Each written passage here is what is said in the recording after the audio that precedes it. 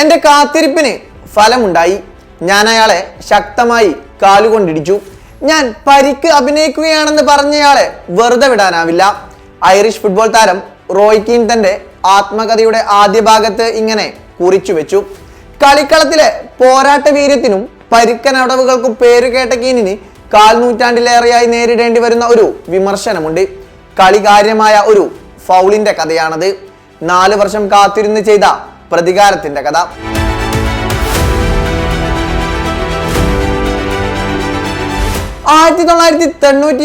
September 27 premier ലീഗിൽ പോരിനിറങ്ങിയത് Leeds യുണൈറ്റഡും Manchester യുണൈറ്റഡും തമ്മിൽ. കളിക്കിടെ കാൽമുട്ടിന് പരിക്കേറ്റ യുണൈറ്റഡിന്റെ ഐറിഷ് താരം റോയ് കീൻ മൈതാനത്ത് വീണു.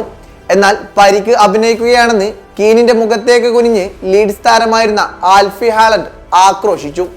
കളി കഴിഞ്ഞിട്ടും കീനിന്റെ മനസ്സിൽ അതൊരു മുറിപ്പാടായി നിന്നു. പരിക്കിനേക്കാൾ കൂടുതൽ അതയാളെ വേട്ടയാടി.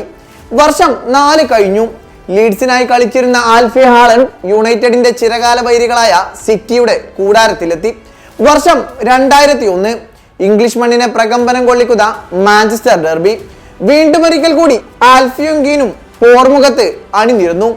ഓൾഡ് ട്രാഫോർഡിൽ തിങ്ങി നിറഞ്ഞ കാണികൾക്ക് മുമ്പിൽ റഫറി വിസിലൂതി. പഴയ സംഭവം മനസ്സിൽ കൊണ്ട് നടന്ന കീൻ 4 വർഷത്തിനു ശേഷം അവസരം കിട്ടിയപ്പോൾ ആ പക തീർത്തു. കീനിന്റെ ഫൗളിൽ പരിക്ക് പറ്റി മൈതാനത്ത് വീണ ആൽഫി വേദന കൊണ്ട് പുളഞ്ഞു. മത്സരശേഷം 5000 പൗണ്ട് പിഴയും 3 മത്സരങ്ങളിൽ വിലക്കും ലഭിച്ച കീനിന് ആത്മകഥയിലെ തുറന്നു പറച്ചിലിന് പിന്നാലെ 1.5 ലക്ഷം പിഴയും 5 മത്സരങ്ങളിൽ സസ്പെൻഷനും കൂടി ലഭിച്ചു. കളി നിർത്തിയതിനു ശേഷം 2014 രണ്ടാം ആത്മകഥയിലും കീൻ തന്റെ നിലപാട് ആവർത്തിച്ചു പറഞ്ഞു.